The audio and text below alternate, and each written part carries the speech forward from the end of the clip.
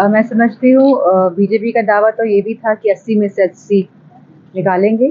तो जिस तरह पहले इनके दावे फेल हुए हैं, मैं समझती हूँ चुनावों में भी ये सारे दावे फेल ही साबित होंगे। अच्छा, एक योगी जी की 9 सीट पे प्रतिष्ठा दांव पे लगी हुई है। वहीं योगी के दिए गए बयान जिसमें बोल रहे हैं वो बटोगे तो कटोगे, महाराष्ट्र तक गूंज रही है।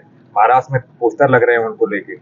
क्या लगता है कितना प्रभाव डालेंगे चुनाव में? मैं समझती हूँ उत्तर प्रदेश की जो लोग हैं वो इस बात को समझ गए हैं कि जो मौजूदा सरकार है वो लगातार अपने इस तरह के बयान से लोगों का ध्यान भटकाने का, जहाँ उन्होंने काम किया है पहले भी और लगातार करेंगे। लेकिन आज जो युवा है वो केवल चाहता है कि उसे रोजगार और नौकरी मिले।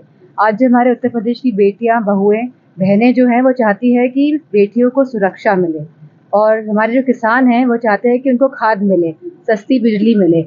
उन पे बातों से कोई फर्क होने वाला नहीं है। और जहाँ तक कि हमारी जो रणनीति रही है चुनाव में, उसी रणनीति के तहत हम सब मिलकर चुनाव एक साथ लड़ेंगे और सभी समाज के लोग आप देखेंगे कि किस तरह साथ आएंगे और इस सरकार को, जो अपने आंखों में पट्टी डाल के बैठी हुई है, जो नहीं समझ पा रही है कि धरातल में क्या स्थिति है लोगों की, क्या स्वास्थ्य सेवाएं किस तरह हैं, शिक्षा का किस तरह का दौर चल रहा है, इन सभी बातों का आकलन करते हुए लोग इस बार वोट डालेंगे। करेल विधानसभा सीट के बारे में बात करें। करेल विधानसभा सीट राष्ट्रीय अध्यक्ष जी ने छोड़ा और तेज प्रताप को दिया गया है। वहीं नेताजी के बाद तेज प्रताप को सीट दी है, जो उनको विरासत के तौर पे। क्या तेज प्रताप यादव बाई इलेक्शन के लिए ही है नेता की डायरेक्ट इलेक्शन भी कभी लड़ेंगे?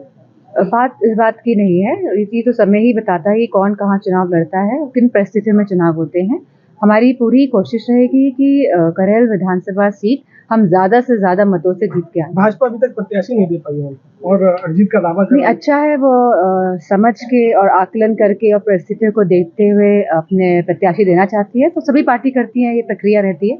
अच्छा, एक आखिरी सवाल मैडम, कि चुनाव में देखा जा रहा है, पिछले 2 चुनाव को देखा गया है कि एजेंडा कहीं नहीं मिल रहा है, विकास की बात नहीं हो रही है, धर्मों के आधार पे चुनाव के। आप एकदम सही बात कह रहे हैं, लेकिन मुझे खुशी इस बात की है कि जो अयोध्या का परिणाम रहा है, तो पूरे देश में जिस तरह का मैसेज गया है कि लोग चाहते हैं कि परिवार में खुशहाली आए, लोग चाहते हैं कि परिवार में बच्चों को नौकरियां मिले, लोग चाहते हैं कि शिक्षा और साथ में स्वास्थ्य जो व्यवस्थाएं हैं, जो सरकारी व्यवस्थाएं हैं, वो सस्ती हो, जिससे कि सही इलाज, सही शिक्षा पाकर लोगों का, बच्चों का भविष्य आगे बढ़े। तो मैं समझती हूँ इन्हीं सब मुद्दों पर चुनाव लड़ा जाएगा और आज के जो मतदाता हैं जागरूक हैं, सब बात समझ रहे हैं। खास तौर से मुख्यमंत्री जैसे लोगों की कटोगे बटोगे, ये देश के लोगों को इस तरह का बयान देना, किनके बीच में कटोगे बटोगे की बात करते हैं आप? हमारा निवेदन है कि सभी समाज के लोग एक साथ आएं और ऐसे लोग और ऐसी सरकार और ऐसी सोच जो हमेशा बांटने का काम करती है, जो देश को बांटने का काम कर रही है, जिनकी जो सोच है वो नकारात्मक रही है और रहेगी, क्योंकि जो मानसिकता है, जिस तरह की बयानबाजी देते हैं, तो मानसिकता का पता चलता है लोगों की। और हमारा कोई भी किसी से भी हमारा कोई विरोध नहीं है, लेकिन हमें समझना होगा कि इंसान की क्या मानसिकता है, क्योंकि जैसी मंशा होती है वैसी वह कार्य करते हैं।